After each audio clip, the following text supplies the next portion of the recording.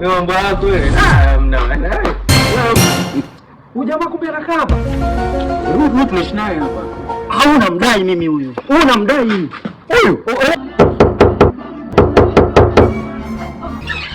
Sasa unamdai mimi. Mtu anakaa hapa huyu. Mimi lako nitakupatia. Hapa sina hela, nikipata nitakupatia. Unaona chukua kila kitu hapa lakini toa hela. Hana hata kitu cha maana.